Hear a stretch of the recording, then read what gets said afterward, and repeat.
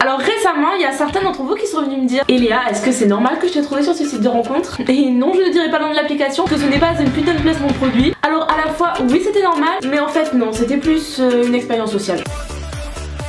Ouais. Bon, j'assume aussi que suite à ma rupture, j'y suis allée dessus pour voir un peu ce que ça a donné et j'ai plutôt rigolé. Mais quoi qu'il en soit, j'ai parlé à plusieurs garçons, etc. J'en ai vu qu'un. Je suis restée avec lui 2-3 mois et puis ça n'a pas marché, mais j'ai réussi à vous dégoter quelques perles. En gros, pour ceux qui ne savent pas ce que c'est les sites de rencontres, il y en a plusieurs. Je ne vais pas les citer parce que je ne veux pas faire de pub, mais en gros, c'est des sites où vous dites oui ou non à des garçons, vous pouvez discuter avec et en gros, vous faites des rencontres amoureuses ou plutôt des plans cul, hein, on va dire sincèrement les choses. Mais bon, entre vous et moi, je pense que je suis pas la seule à avoir testé ce genre de site de rencontre pour rigoler ou non, et j'aimerais bien que vous me dites en commentaire si oui ou non et si vous avez vous aussi des petites perles à me rapporter. Alors oui, aujourd'hui c'est un top 10 des mecs bien relous ou des choses qui font chier sur ce genre de site de rencontre. Je dis mec, mais ça peut être aussi des meufs. Moi en fait j'ai rencontré des mecs vu que je suis intéressée par des mecs, mais ça peut être très bien aussi des meufs. Numéro 1, si vous me suivez un petit peu, vous savez que ma vie c'est la flemme, hein. J'ai même la flemme d'aller voir des gens et leur dire salut, ça va, tu fais quoi dans la vie, etc. Faire connaissance. Le faire une fois par jour ça m'énerve. Alors vous imaginez le faire 40 fois par jour sur un site de rencontre, bah c'est pire. Puis bon, une conversation comme ça dans la vraie vie ça donnerait un truc du genre Salut. Hey. Ça va? Ça va et toi? Ouais. Quoi de neuf? Rien et toi? Voilà. Ouais, le truc qui tourne en rond, du coup si t'es pas original dès le départ, bah tu dégages quoi. En numéro 2, on a... Sur ce genre d'appli c'est simple, t'as soit des super likes, soit des super cœurs, soit des super matchs, enfin bref, un truc super que t'as une seule fois par jour. Sauf si t'es un pigeon et que t'en payes plus. Et oui, ça s'appelle le business bébé. Du coup ce super truc c'est un petit peu ton précieux. Et puis des fois t'es sur ton téléphone et là tu vois qu'un mec super canon t'a super truqué. Donc tu lui super truc aussi. Et puis...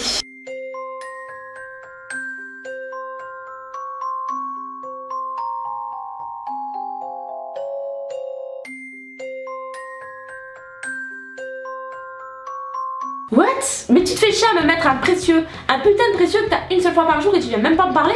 Le numéro 3 peut faire partie des trucs un peu gênants. T'es sur ce genre d'appli, tes copines le sont aussi et des fois ça te donne des petits moments un peu... Regarde, c'est mon nouveau mec. C'est une blague, c'est mon mec ça. Non, je l'ai rencontré sur Tinder. Ouais, bah moi aussi. En numéro 4, on a les kings des applications, ça s'appelle le spammer. Alors lui c'est tout un métier, il joue sa vie sur l'application. Cette application, sa vie réelle.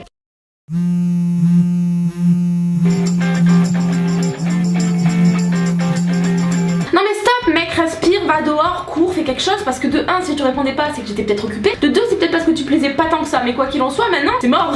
T'avais beau me plaire avant, maintenant c'est cuit. En numéro 5 nous avons le spammer mais forceur. Forceur plus extrême que celui d'avant. Sur l'application c'est le mec à qui vous avez dit non alors que lui a dit oui. Du coup vous ne pouvez pas parler sauf que lui bah et si il veut vraiment vous pécho. Alors le fait que tu viennes sur Instagram parce que je t'ai peut-être unliké par erreur, ok. Le fait que tu me spammes sur Instagram, no. Déjà si je t'ai dit non de base c'est pas que je me suis trompée, mais alors là encore plus non, hein, c'est encore plus cuit que le mec cuit d'avant. Bon, alors, t'imagines. Le numéro 6 est assez gênant. Excuse-moi, t'es sûr? Non. Ah bah si. Non. Mais c'est toi là, mais c'est toi là. Non. Mais attends. Ceci peut engendrer le point numéro 7, surtout si vous êtes avec un ami ce jour-là. Tu vas sur Tinder toi? T'es en galère? Non, c'est juste qu'il y a des potes qui m'en ont parlé donc j'y vais vite fait quoi, genre pour voir. Oui, bon c'est bon, assume que t'es en galère. Le numéro 8, la fameuse photo non contractuelle. Oui, ça arrive encore en 2017. Et regarde, c'est mon plan avec qui j'ai rendez-vous. Ah oui, il est plutôt pas mal ce Nico hein. Hey, c'est Nico, ça va? Le numéro 9 est assez chiant, c'est quand vous êtes sur l'application et là vous trouvez l'homme de votre vie, donc vous le likez. Bah là, il vous like aussi.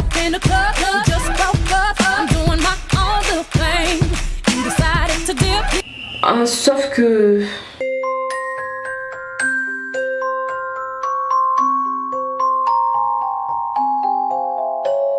Et pour terminer, le numéro 10, c'est le mec qui va vous faire croire monts et merveilles, que vous êtes la femme de sa vie alors que lui bah il veut juste Ken en fait. Bon, j'ai testé l'application pendant en tout, on va dire en tout du tout pendant 4 semaines, 3 semaines peut-être, parce qu'à chaque fois je désinstallais, ça me saoulait, puis voilà.